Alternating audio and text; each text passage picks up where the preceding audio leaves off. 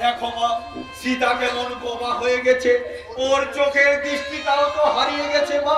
তবে আর কেন, তোমার ওই ভয়ঙ্কর শর্ত থেকে আমাদের তুমি মুক্তি দাও।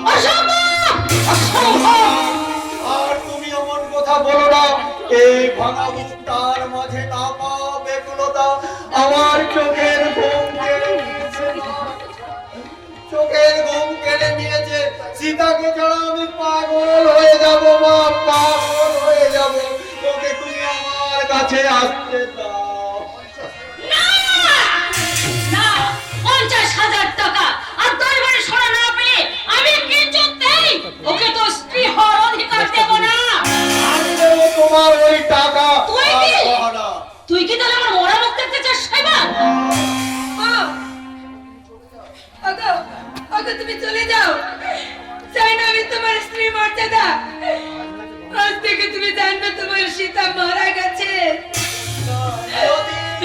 যদি তাই হয় সীতা, সেই মৃত্যুটাকে আমরা তোমার ভাগ করে দেব। আমি কখনো কোনো আদেশ তোমার অমান্য করিনি। আজ শুধু এইটুকু অনুরোধ করছি, আজকের দিনটুকু, শুধু আজকের দিনটুকু আমায় তুমি সীতার কাছে থাকতে দাও।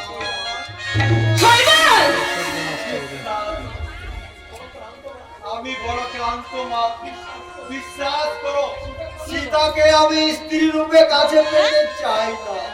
আমার জীবন যন্ত্রণার সঙ্গী হিসেবে আজকের দিনটুকু, শুধু আজকের দিনটুকু কাছে পেতে। আমি তোকে 1 মিনিট সময় দিয়ে গেলাম, ছয়বার এর মধ্যে